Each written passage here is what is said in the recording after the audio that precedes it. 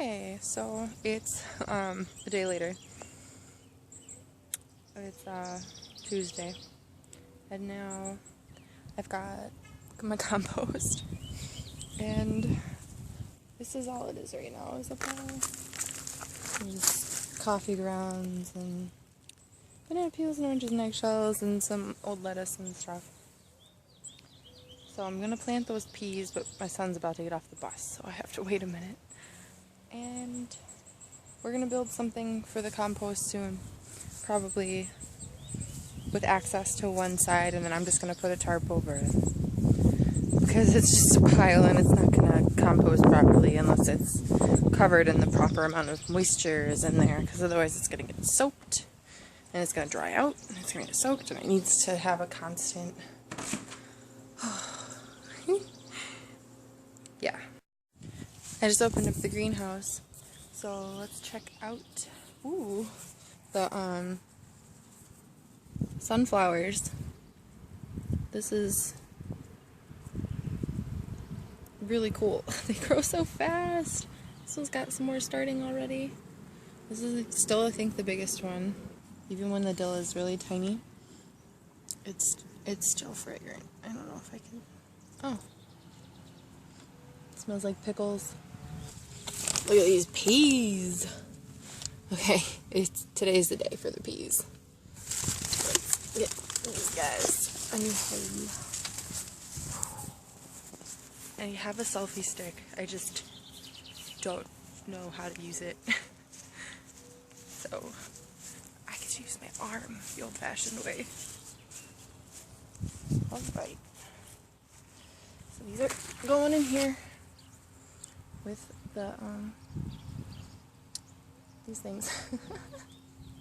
Trellises. If they outgrow these wire fence pieces, I'm just going to extend them with a tall stake and put wire across so they can keep crawling taller, because like they can get like 6 feet tall. You can always retrain them to go back down, but you have to kind of move them a little bit every day, which I might do a little bit.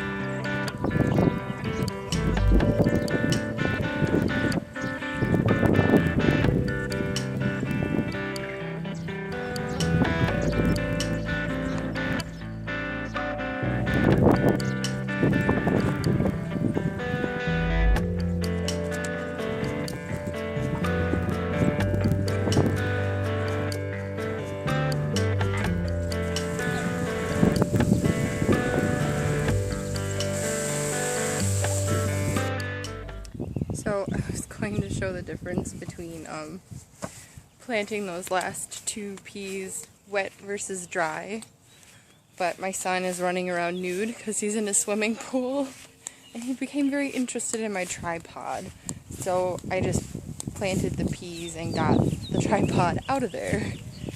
I don't know, I think he was more interested in the sprinkler, but then he went for the tripod, and I'm like, no, we can't do that. So it's harder to plant in wet soil. It's gross, it's squishy, the soil is heavy, it falls off your plant, so that if you don't have enough root holding the plant on, it's just a pain in the butt. So I was just going to demonstrate that, but yeah, most people know, but if you don't know, that's cool. You just have to do it a couple times to realize it's a bad idea. But sometimes you'll have weather determining when you garden. So if it's raining all the time, you need to get something in now because it's getting late, or the thing is growing out of its pot, or you're going on vacation. Like sometimes you have to plant into wet and it sucks. But it's not a big deal. So they're getting their drink, and it's kind of going over there too. Probably turn it up and spin it around in a little while and water from every edge. And don't think that just because the soil looks wet that it's watered enough. It needs to get water like at least 3 or 4 inches deep for these, because they're only that deep. But you want the roots down in the bottom to be getting the drink. And if it's only the top 2 inches of soil you're watering, it's most likely just going to evaporate. So keep watering. Most times if crops are small or fail or don't bloom, you just didn't water enough, especially considering we have like perfect soil to start with. Okay, there's a naked boy coming. I'm gonna go. Say hi. Hi. Do you see? He doesn't see. My screen looks really dark because it's sunny out. Usually he says hi, sorry. Hey, so we're gonna try some fun rainbow colored carrots this year. And I just wanted to talk about how like we have the whole bed is 3x3, because that's the easiest wood to get from pallets. You just saw it at the edges and take out all the nails and just cut it to 3 feet so everything's even. And then you can build all your beds based on 3 foot. I know the like Square Foot Gardener says to do 4, but pallets mostly are easier to get 3 feet out of, so we're doing that. So for carrots, I'm not doing a whole. I'm doing a whole bed of carrots, but I'm only gonna plant 3 rows, and then I'm gonna wait like 2 weeks, maybe just 1 week. I'll probably wait 1 week. That way, when they're all ready, you don't just have one heaping mound of carrots. You'll have some that are ready now, some that'll be ready in another week, some that'll be ready the next week.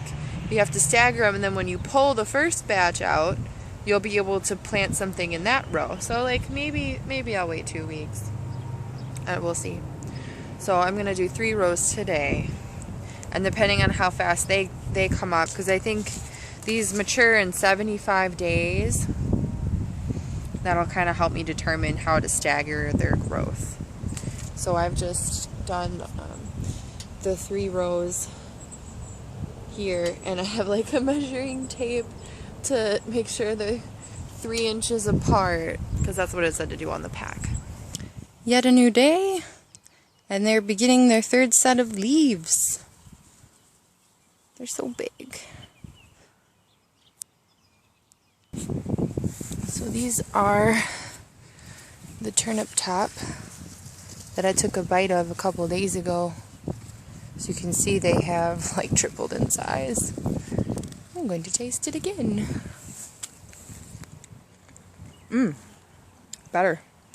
They're juicier. And the kale. And the 1 cabbage. What? And the peas. Look how fast they catch on. Planted these yesterday. This one's caught on.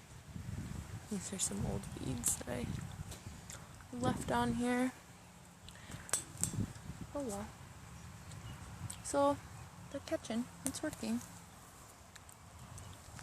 And the carrots. You can't germinate a carrot in a day. It takes a couple days. I think that's it. So this was like a 2-day vlog. I did put mulch on my dianthus.